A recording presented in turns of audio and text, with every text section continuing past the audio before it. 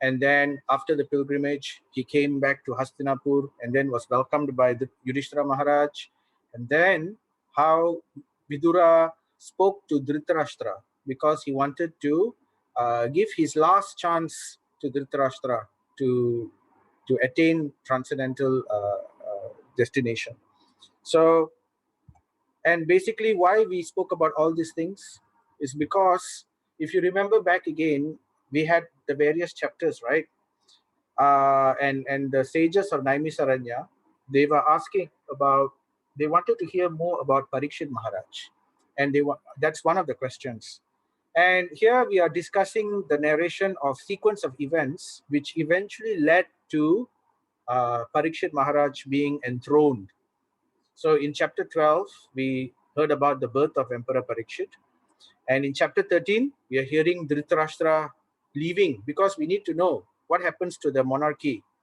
How did Parikshit Maharaj become the king? Because he was a grandson.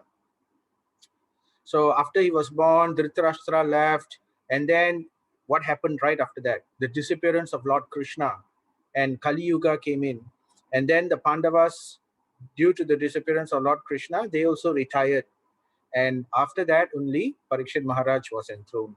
So it's basically narrating the sequence of events that took place.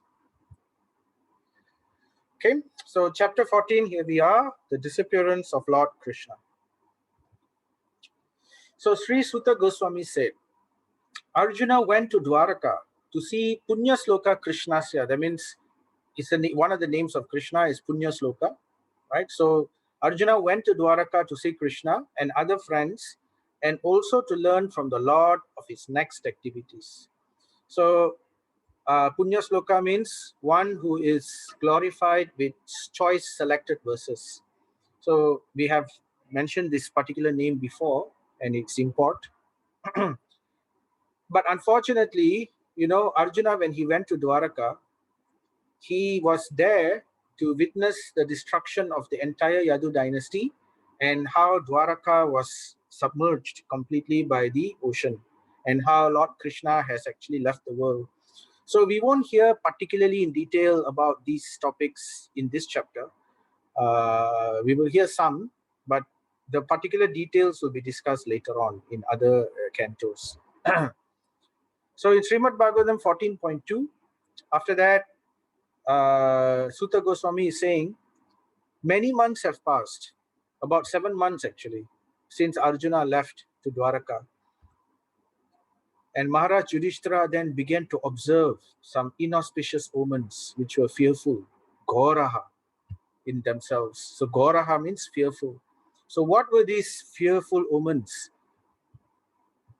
So he noticed that direction of eternal time had changed, and this was very fearful.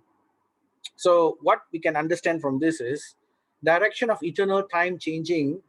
What it means was there were a lot of nice things happening, right? Good.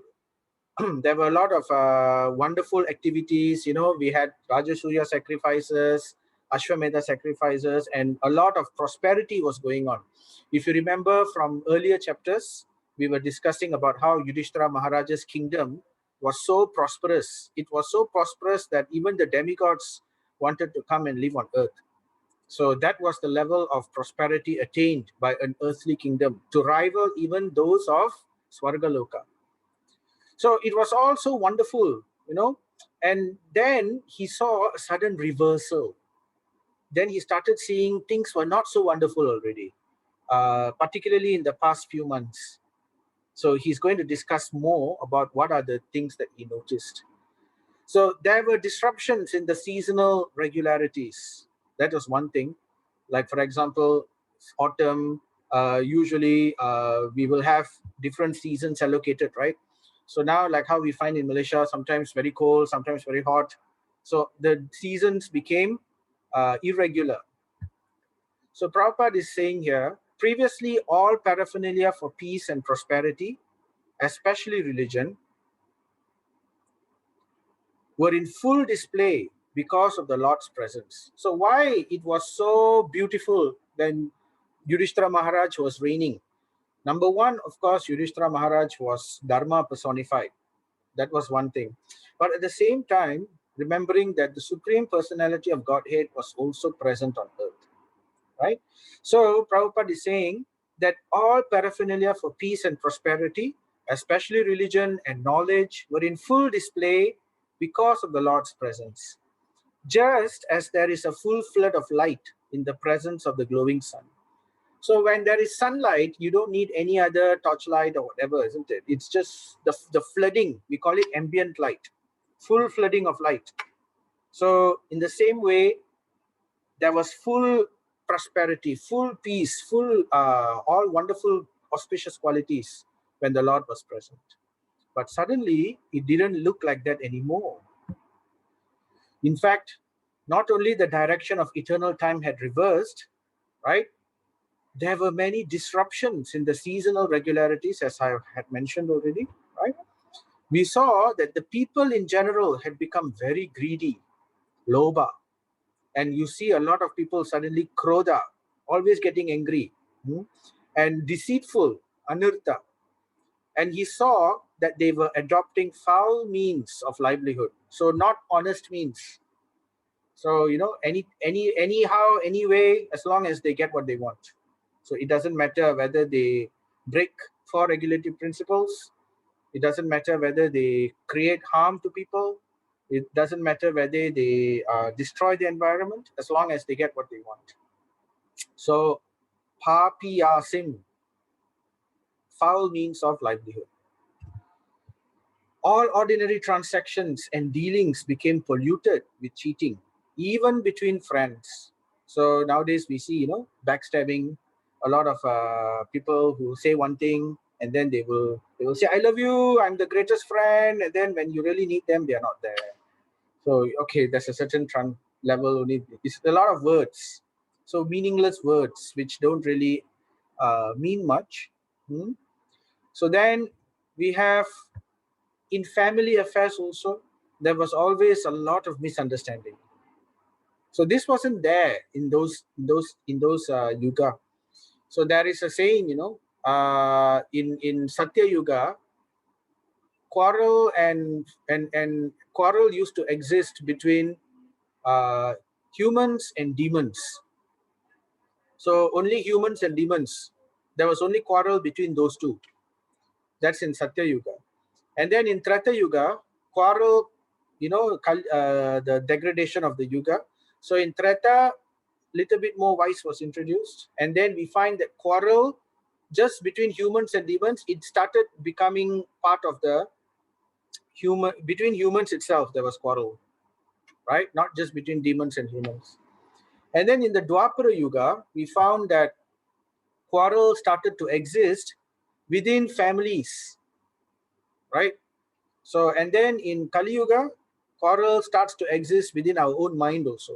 We are always conflicting between good and bad, like the devil and the angel always telling you, do this, and then the devil says, no, enjoy, don't do that.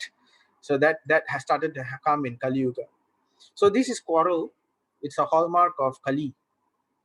And in family affairs, there was always misunderstanding between Pitar, between fathers, between mothers, between brothers. So these are all Sanskrit terms. You can see the derivation in English. And between well-wishers, suhurt. So though they are well-wishers, still there will be envy, there will be quarrel a little bit, there'll be, bad mouthing in the back. So these kind of things started appearing within Maharaj Yudhishthira's time. He started observing all these things. Even between husband and wife, there was always strain and quarrel.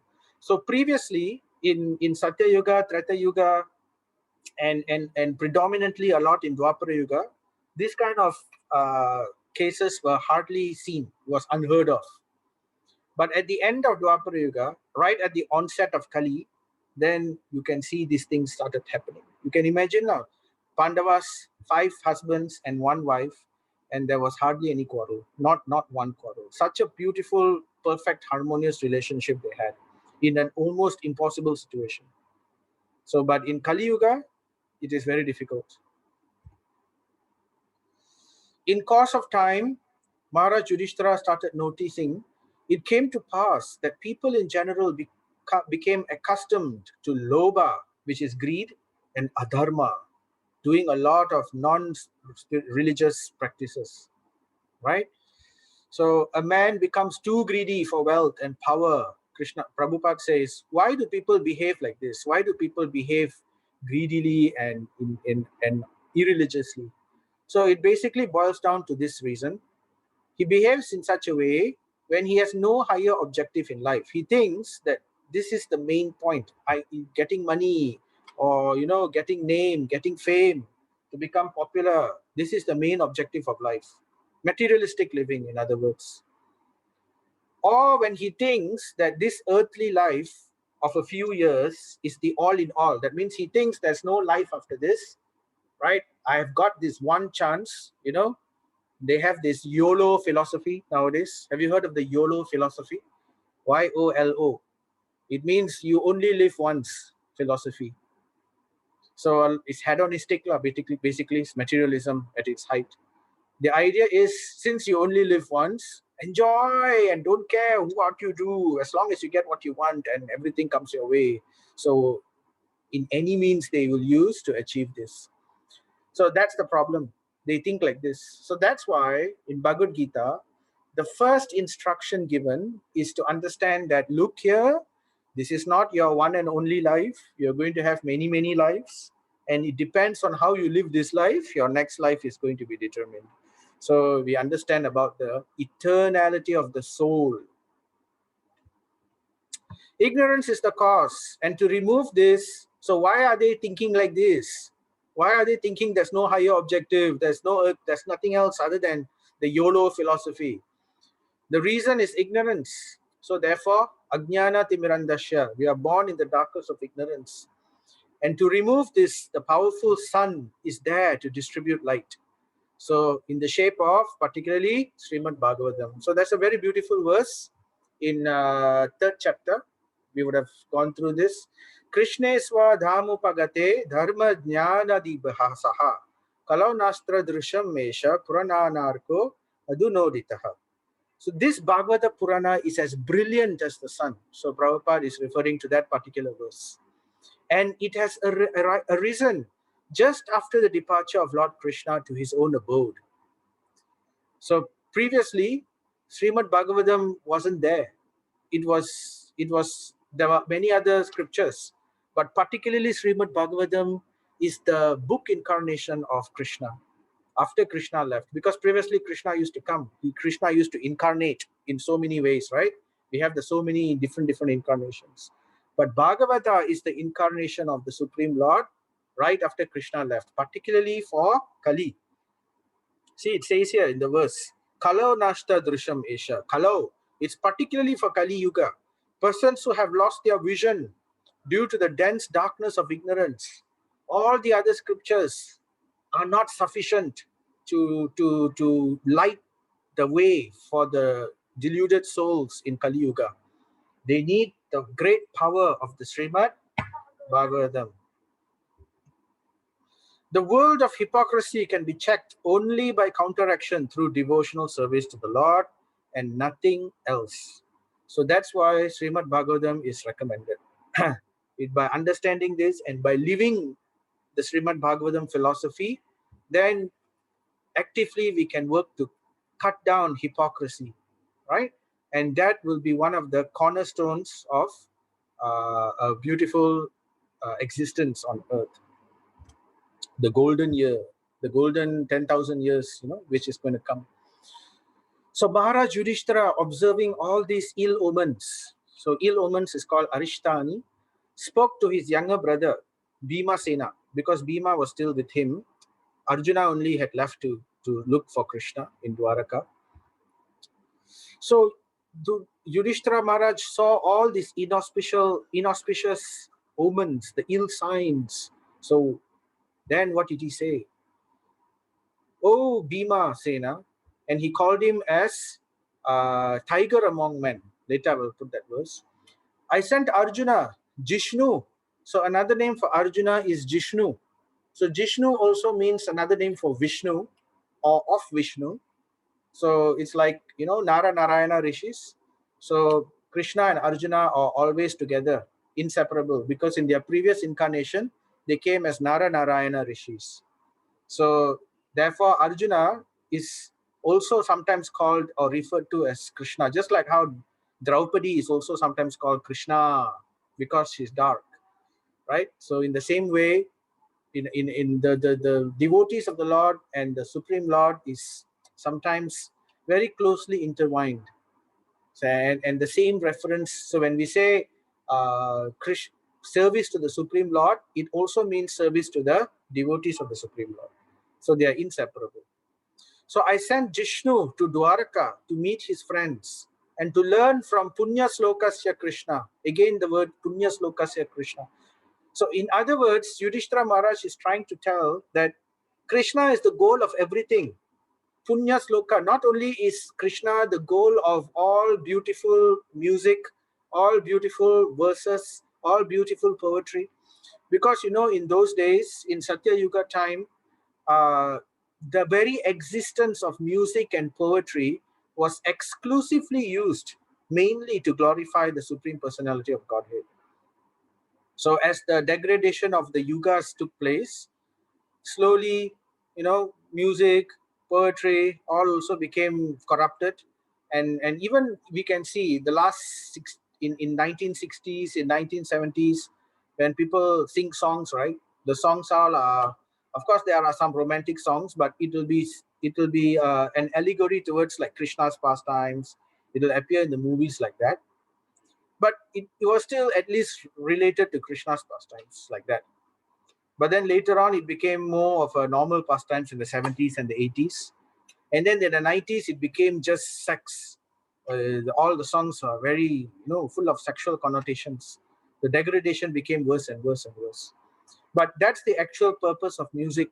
And the actual purpose of not only music, the actual purpose of poetry, the actual purpose of everything in this world, because everything in this world is meant for Haritoshanam, for the satisfaction of the Supreme Personality of Godhead. Right? So therefore, I sent Arjuna to Dwaraka to meet his friends and learn from Punya Sloka Krishnasya of this program of work. Since he departed, 7 months have passed, yet he has not returned. I do not know factually how things are going there. So Yudhishthira Maharaj is very intelligent. He can see from the various omens that are existing that he knows something is very, very, very wrong. Maharaj Yudhishthira said to his younger brother, Api devarshina distaha sakalo ayam upastitaha yadatmano angam akridam Bhagavan utsishkrishati. Very important verse, because it's very key for us to understand about how Krishna departed from this world, right? So the translation here is, has that which Devarishi Narada indicated already arrived? That's the first part. Api Devarshina Dishtaha Sakalu. Because, if you remember the previous chapter, what was the last thing Narada said? No, not one of the last things. The few last things he was telling Yudhishthira Maharaj, don't worry, Dhritarashtra and Gandhari have gone to the Himalayas. They are performing Ashtanga Yoga, and they in 5 days' time they will get liberated. So then he said, you don't have to lament. You only need to remember that Krishna will very soon wrap up his pastimes in this earthly planet. And then you also can retire timely at that time. So remembering Narada Muni's prediction that Krishna, that their time is up, that Krishna is about to leave soon. So he was like, Yudhishthira Maharaj cannot envision existence without the Supreme Personality of Godhead within this earth. They were so close to each other, very, very close in that sense, right? Is he going to quit his earthly pastimes? So this translation, is he going to quit his earthly pastimes? This is Yadatmano Angam Akridam Bhagavan Utsish Krishati. But it's a very important word which is used here. Angam Akridam. Angam Akridam here refers to Yadatmano Angam Akridam Bhagavan. So Krishna is referred to as Bhagavan. And it means that is Krishna going to, you can see this, you can read this in the transliteration. the word to word in the Bhagavatam. It basically means Krishna has he left together with all his other plenary portions, has he left this abode? So a bit of explanation on this point. Prabhupada is saying, when the Lord, however, appears in his person as Lord Sri Krishna, his other plenary portions also join in him by his inconceivable potency called Yogamaya. So what it means is that when Krishna himself personally comes to the material world, when for example, when Narsingadev came to the material world, when all the other incarnations, all the other avatars came to the material world, Krishna is still there in the spiritual world, right? And all his angas, Balaram, Aniruddha, Shankarshana, Pradyumna, Vasudeva, all of them are still there in the spiritual world. Sometimes one of them may come down, sometimes it's just an expansion. But when Krishna comes down personally, all the expansions everywhere, that means Aniruddha, Pradyumna, Sankarshan, Vasudeva, Balaram, all of them come join together into Krishna, and then they personally descend onto the earth. So in other words, in Brahmaloka, in Shvetadvip, Vishnu is no longer there in Shvetadvip at that time. So they either they expand and they come, or basically they expand and they come. So that is how Krishna comes. So in the same way, even the material potency, for example, we understand Krishna has a Vishwarupa, isn't it? Vishwarupa is the material form of the Lord. So the material form of the Lord is also part of the incarnation of the Lord, but in that sense it's material because it's made up of material elements. So when Krishna left the earth, remember how Krishna left the earth? They all went to Prabhasha. Prabhasha is near the ocean, and over there the Yadu dynasties annihilated themselves. They killed themselves, right? And Krishna also killed many of them.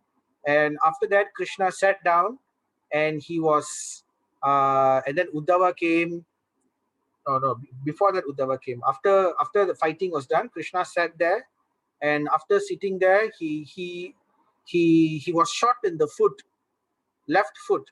He was sitting, and then a hunter came. His name was Jara, and then he shot an arrow onto the left foot of Krishna. And Krishna used this excuse to leave the world, and he left the body. And atheists will say, oh, Krishna is not God, he didn't even disappear. Like, at least Dhritarashtra, he burnt himself to death and went off. But Krishna, he actually left a material body and he left. So the material body Krishna left was actually the Virat Rupa expansion. So it's actually one of the portions. So when Krishna goes to the spiritual world, just like how all the incarnations came together into Krishna, so therefore when Krishna left again, all the avatars again separated from Krishna. That means Vasudev, Aniruddha, Pradyumna, all separated and went back to their original positions. And the material world was left in the material universe. The material Virat Rupa form was also left in the form of the body. And in that way, Krishna directly went to the spiritual world. So Prabhupada is saying, when the Lord, however, appears in his person as Lord Sri Krishna, his other plenary portions also join in him by his inconceivable potency. So that I've explained. The Virat Rupa of the Lord, Krishna, the material conception of his form, is also different from him. Because it's not the original Krishna, right? These are the expansions and the sub-expansions. That the Lord left his body means that he left again his plenary portions in the respective dhammas, transcendental abodes. So as I mentioned, right? Just like as he left his Virat Rupa in the material world. So that's the meaning of Atmano Angam. Angam means the different limbs, Akridam, the different plenary limbs, the different expansions of the Supreme Lord was left in different places as he finally went back to the spiritual world.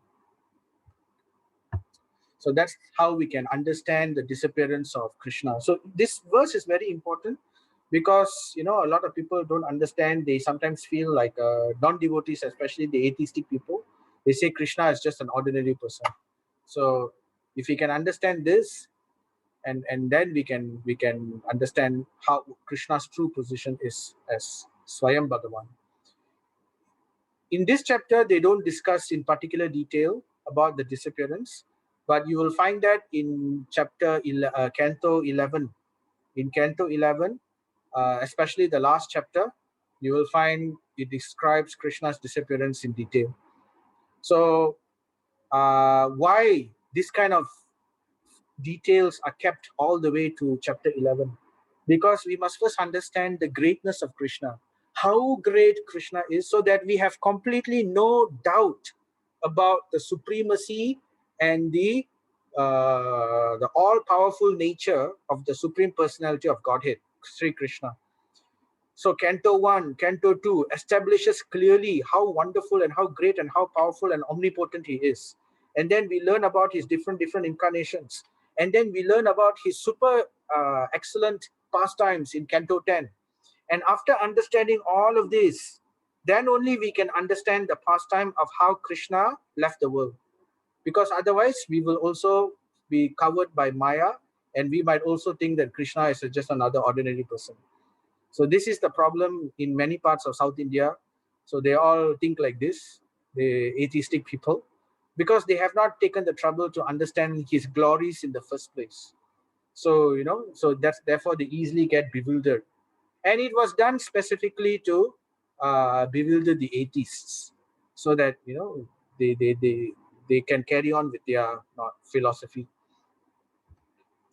All this, so basically, Yudhishthira Maharaj is saying, from him only, Yasmat, therefore, from him only, from Krishna only, all our kingly opulence, Rajam, all our good wives, Daharaha, Pranaha, our very lives, our dynasty, our progenies, our citizenship, all the different citizens and the lordship that we have been granted with, kingdom and all that, and also victory over enemies. So Yudhishthira Maharaj is very intelligent. He doesn't become bewildered. He doesn't think that, oh, it's because of me or because of my dharma or because of my Pandavas that we actually managed to do it. He always remembers that it's only due to Krishna's mercy that all of these things were achieved. Even our future heavenly elevation has become possible only because of Krishna's mercy. Therefore, he says, all this is only due to his causeless mercy. Yat anugrahat. In Malay, we have that word, right? Anugraha. So, anugrah. That means gift, right? It's actually divine gift by the Supreme Lord. So, it's very important for us to remember this, so that no matter how great we become, what achievements we have, any auspiciousness, any prosperity that we have, even if we think that it's due to our own effort, actually it is only due to the sanction of the Supreme Lord. So that has to be there. So Prabhupada, to convince people, because people say, no, what do you mean God gave me? I worked hard all this life. All the atheists will say, I had nothing to do with God. I worked and worked and worked, I did everything. So for this kind of people, Prabhupada tells them, if one could achieve success without the sanction of the Lord, then no medical practitioner would fail to cure a patient. Isn't it? Because, people will say, oh, you are such a great doctor, you are like God, but no doctor can claim that he has 100% success rate in his whatever, So basically, if it's certain that these things can cure people, right? Why is it still people die? Why is it there are still situations where now no one can do anything? No medical intervention can assist. So therefore, there is two things: our own effort. That's why we must always remember the two fingers, right? Okay, mercy and endeavor is for the spiritual thing, but Yeah, it's for the material thing also. Not only spiritual, it's also for material. We have our own endeavor, but whether or not we are theistic or atheistic, it doesn't matter in material endeavor, because it is actually overseen by the law of karma. So karma, for the non-devotees, Krishna appears as karma and kala. So according to karma and kala, we will get what we deserve with some endeavor sometimes, right? Sometimes even without endeavor, if our karma is such and if our kala is such, even without endeavor, there are lots of people who are born rich. There are lots of people who don't do anything. Do you think the one of the best, we have ministers sitting in our cabinet. I don't think they were anything great in their when they were young, right? It's not like they were scoring A's and everything, right? But they still become ministers. So in that way, it doesn't matter. According to your karma, according to your kala, the time, and the time is right, it's like a wave. The wave will just push you all the way to a certain position. So a devotee will remember that this is always by the Supreme Lord's sanction. So endeavor is one thing, and sanction is also very, very important. And therefore the devotee is always grateful. So any successful man should feel grateful to the Lord for all that he has achieved. Just see, oh man, with the tiger strength, Nara Vyagraha, how many miseries due to Divyan. So Yudhishthira Maharaj is now highlighting each of the miseries, and he has grouped them into three categories. Basically, celestial influences. That means you can see, like, we have the Adi Bhautika, Adi Devika, and Adi Atmika. So Adi Atmika is due to our mind and body, isn't it? And then we have Adi Devika, Adi Bhautika. Adi Bhautika is due to the other living entities. But it also, and then we have the Adi Atmika, Devika, which is due to the celestial, basically, of course, the devas, but it also means the planetary allocation, like your karma and all that. So Prabhupada, Yudhishthira Maharaj continues, Darunam, each are very dangerous in themselves. All these three, whether it's mind and body, earthly reactions, or celestial influence, all of them are extremely dangerous by themselves. But here, he's seeing all of them existing together, and therefore are foreboding danger in the near future by deluding our intelligence. Buddhi Mohanam. So all these three things, unless we understand Srimad Bhagavatam or Bhagavad Gita philosophy nicely, it's very easy for these three things to create illusion in our intelligence. So Sadaihikam, mind and body, these are some of the things that he's noticing. The left side of my body are all quivering again and again. Puna, puna, again and again. So, sometimes we have this experience, our eyes are blinking. So for man, right side is auspicious, left side is inauspicious. For women, it's the opposite. Left side is auspicious, right side is inauspicious.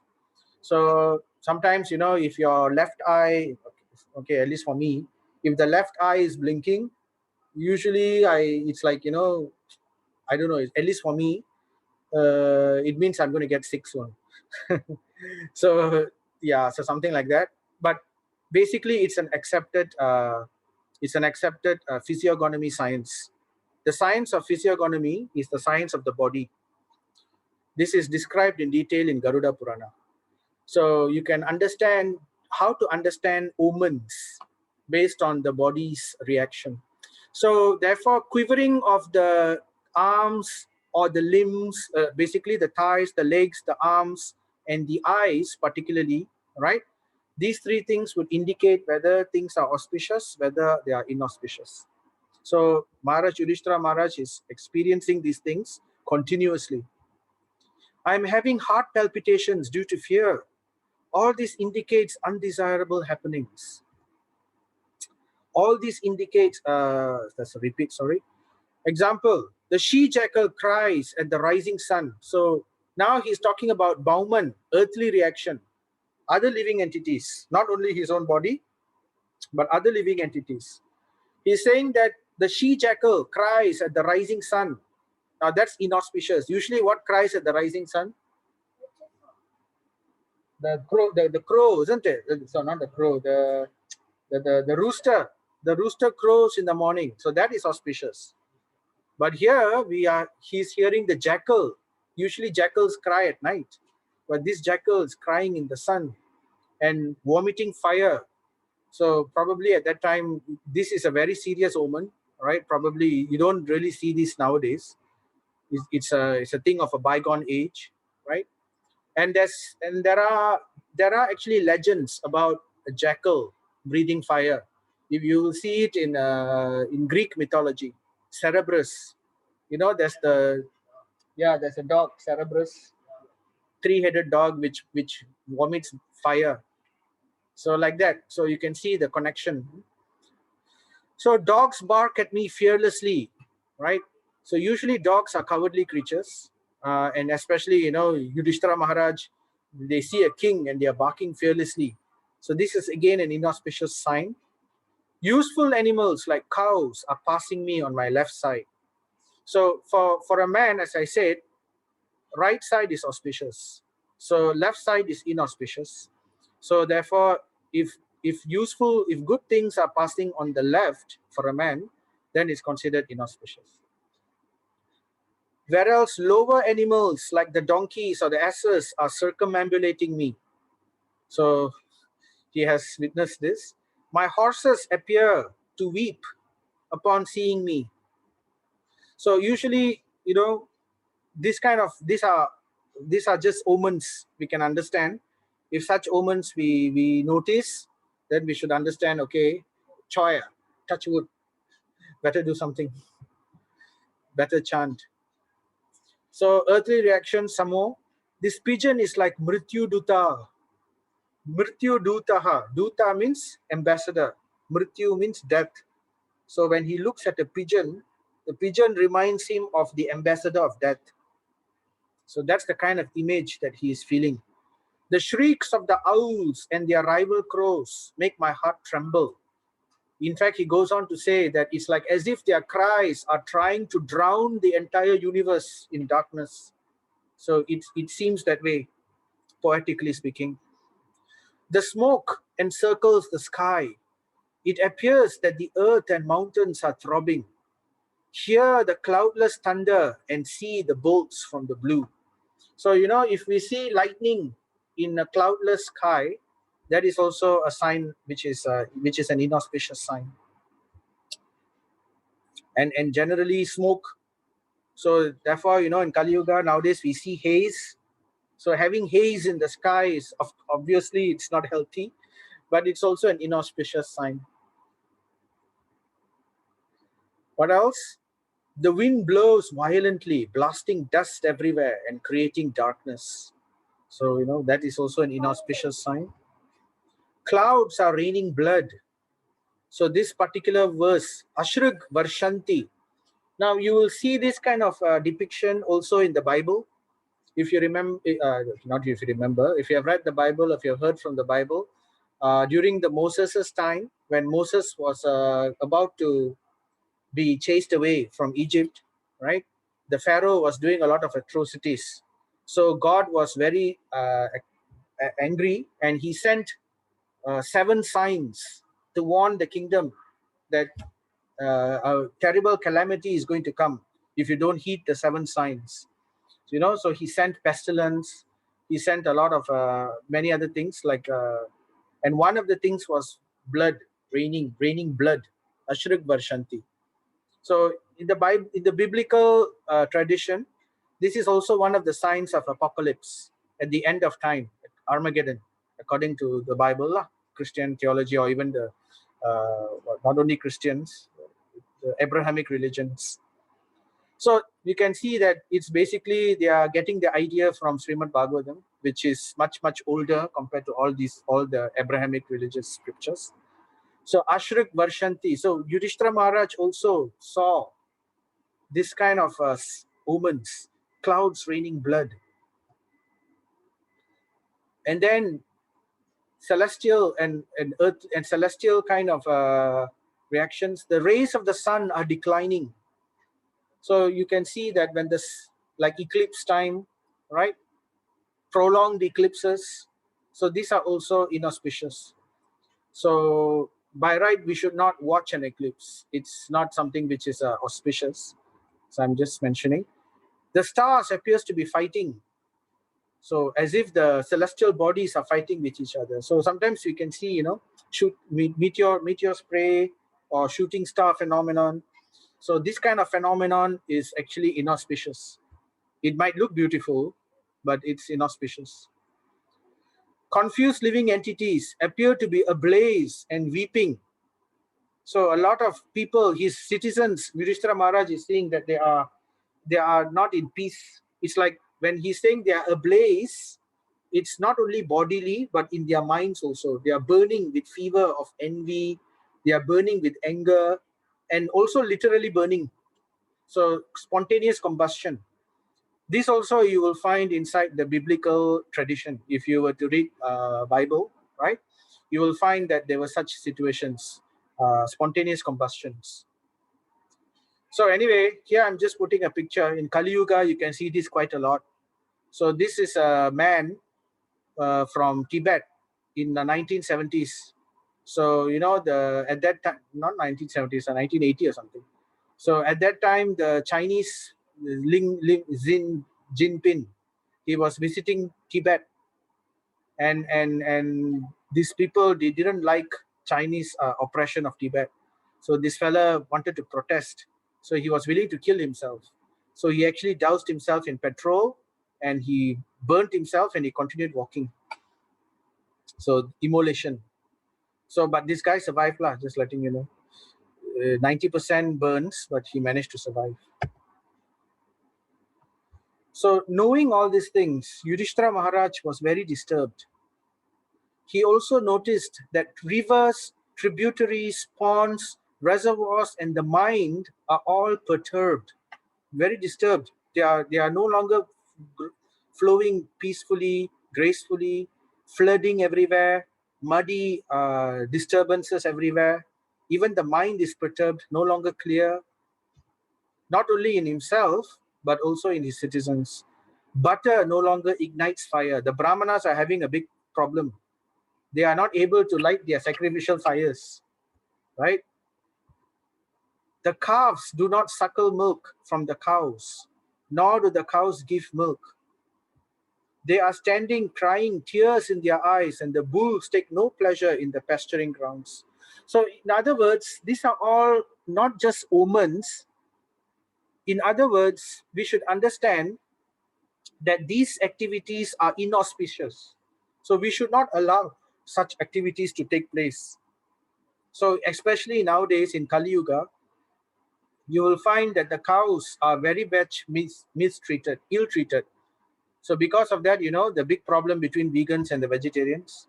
So the vegans are always saying, you vegetarians are not saving the cows. Because the cows are, in the name of the dairy industry, they are being very badly treated and they are being killed.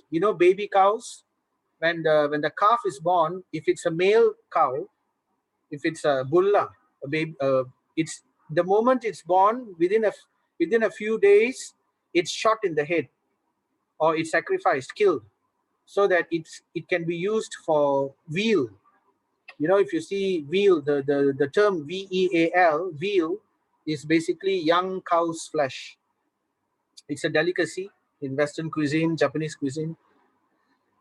So this is happening. So in other words, if we do this kind of atrocities, if we allow rivers, tributaries, and all to become corrupted, to become polluted, if we adulterate butter, if we actually mistreat the cows, right, and if we allow haze to come across this world, so all these are inauspicious activities. We should not do them.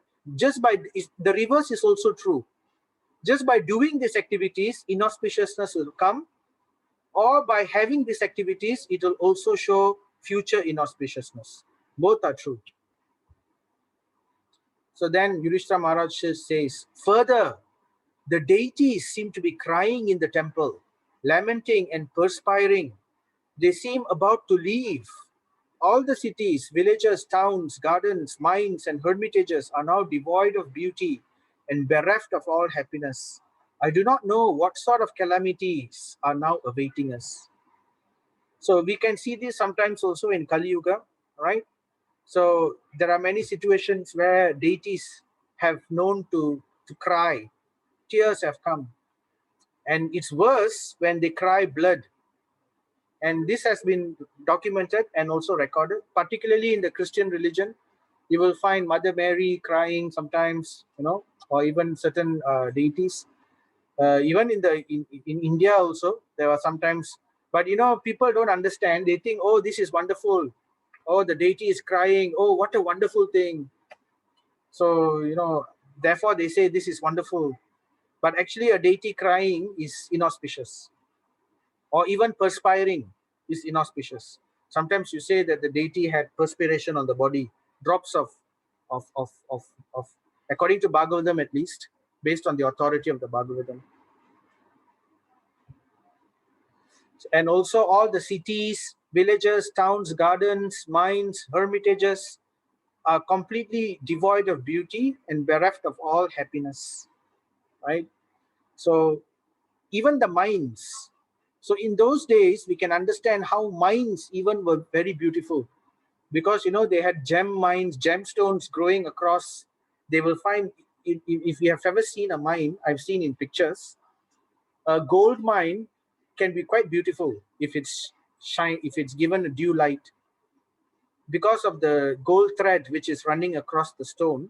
You will find that if you shine light on it, it'll sparkle very beautifully, like the cave of wonders, Alibaba's cave of wonders, like that. But in modern times, all the mines have become a place of, it's become hellish. It's horrible. In one of the worst places to work in is a mine shaft. The heat is terrible. The conditions are very bad. So Yudhishthira Maharaj says, I think that all these calamities indicate some greater loss to the good fortune of the world. Hata Saubhagha, the good fortune of the world. Why? So he's very intelligent. He knows that it's only due to Krishna. So if this level of this magnitude of cataclysm or ill omen that I am seeing, it can only mean one thing, right? So therefore he's saying, the world was fortunate to have been marked with the footprints of the lotus feet of the Lord. Bhagavata Pade Ananya Purusha Sri Bihir. Shri. So fortune was there on Bhuloka simply because of Bhagavata Pade, the lotus feet of the Lord, which was very, very extraordinary. Ananya.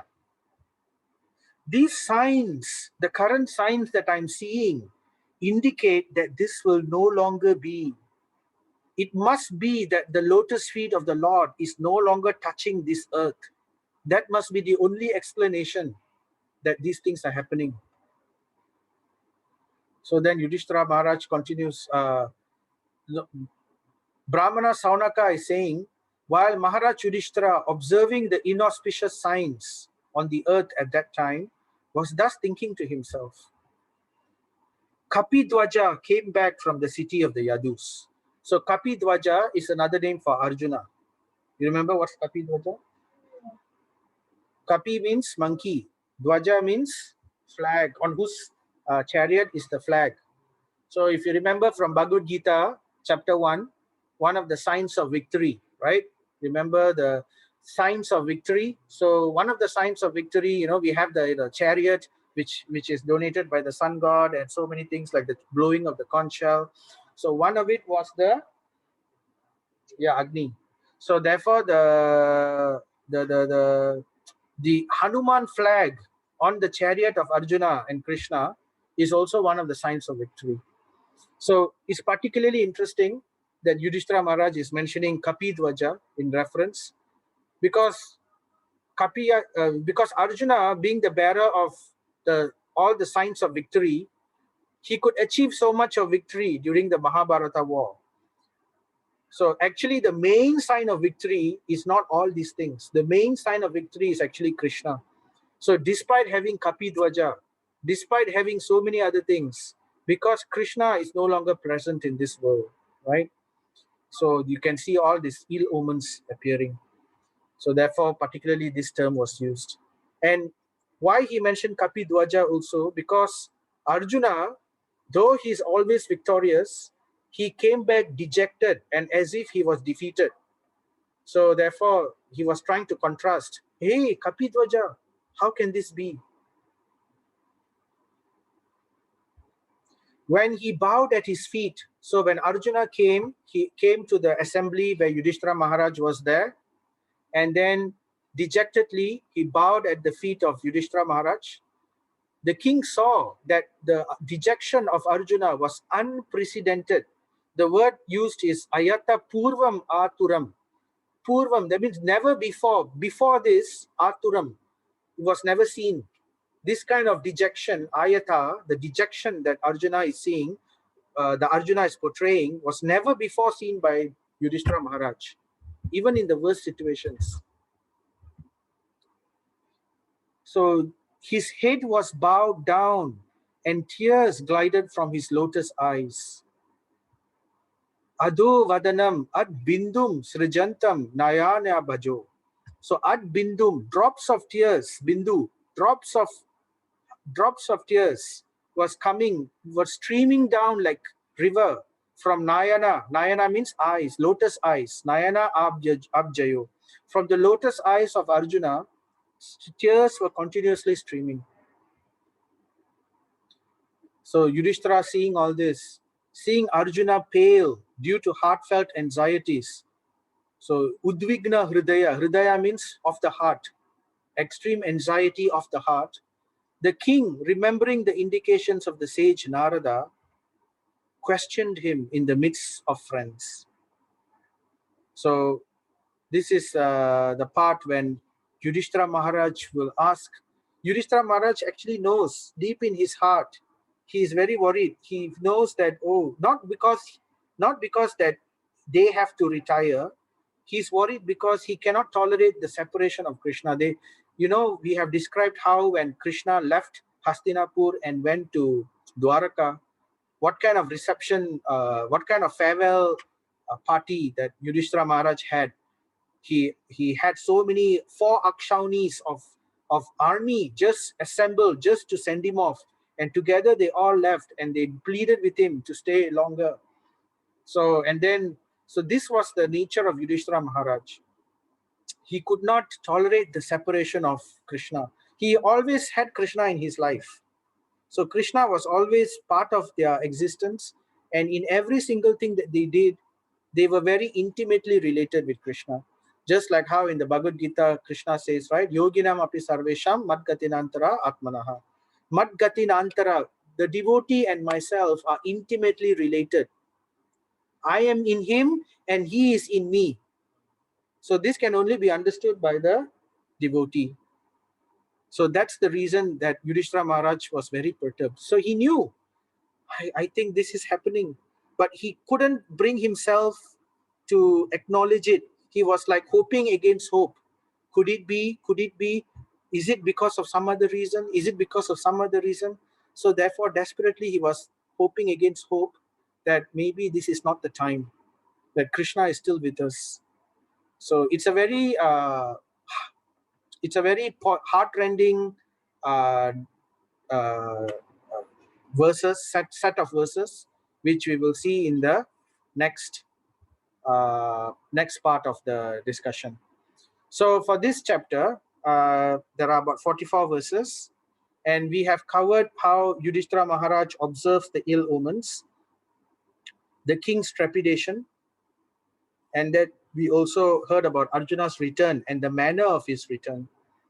And then from the next from 114.25 all the way to the end of the chapter, Yudhishthira Maharaj will put forth many different questions to Arjuna, and hoping against hope that maybe it cannot be due to Krishna leaving us.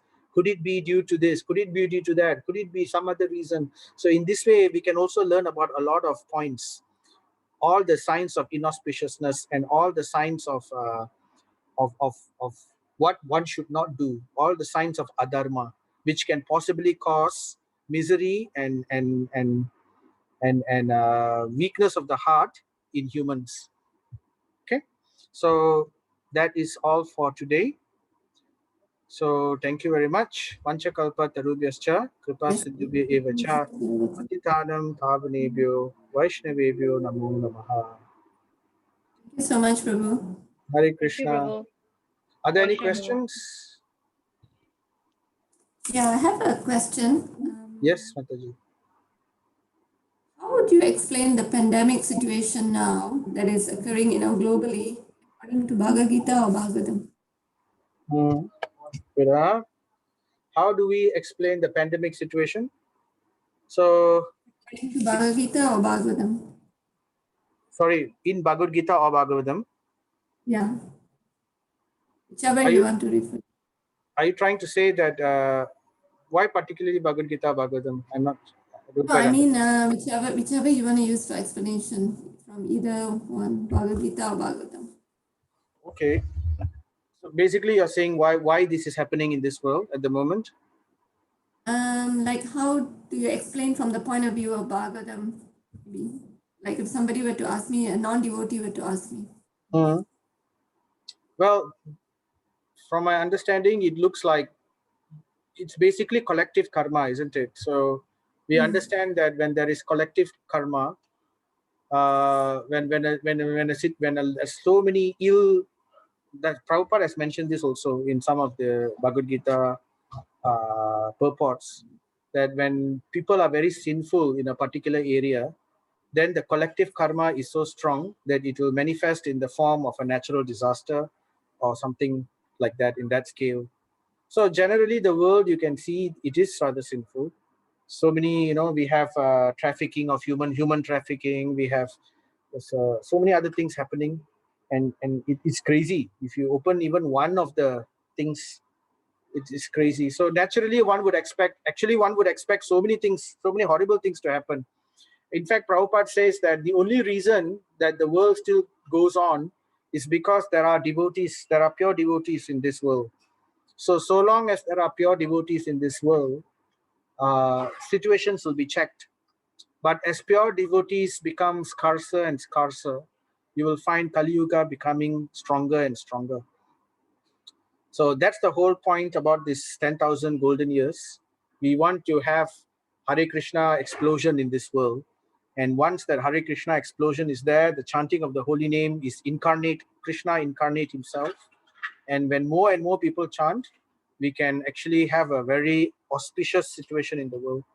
So the more that one practices Dharma, and the more that one is devoted to the Supreme Lord, to that extent, even Kali Yuga or even earthly planets can have the same opulence as heavenly planets. But the more that we depart from the dharmic pathway, and the more that we become atheistic in our nature and hypocritical in our nature, to that extent, there will be continuous inauspiciousness, and it will go on. There will be, if it's not this one pandemic thing, it will be other. So it's not a new thing. We have seen so many horrible situations, the bubonic plague, and then the Black Death, and so many other things.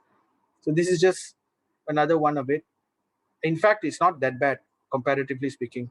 If you look at the pandemic, if it's less than 5% of people who actually get critical once they are positive. And out of that 5%, only about 10% actually go into supercritical stage or they die. So the rate of death is actually very, very small. And it's not so bad. It's just that currently it's disrupting business. So that's why it's being hyped up. As I mentioned, before, every day people are dying due to hunger, much more than people are dying due to COVID. So we and this world, the leaders of this world are allowing this to happen. They are not making a worldwide concentrated some activity to stop hunger.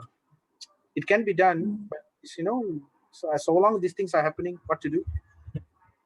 So the only way, the only solution, as Prabhupada says, is to avoid hypocrisy. And that means to embrace the philosophy of Srimad Bhagavatam. And that means to become a devotee.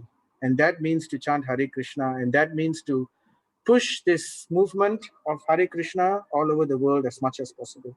This is the real solution. Otherwise, we cannot change the hearts. We can do a lot of good things or whatever. But as long as the people in power are cruel, and as long as the people in power are selfish, they will make use of these philanthropic activities to serve their own ends. So, and it will never really benefit people to that extent as we really want to. Thanks, Prabhu. Hare Krishna, Mataji.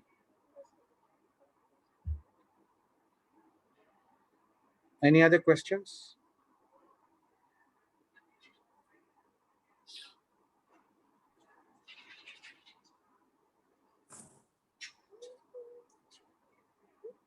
Okay, so if there You are none, stop recording already, yeah? You stop still recording? Okay. oh yeah, okay, I forgot to stop the recording. Let me see.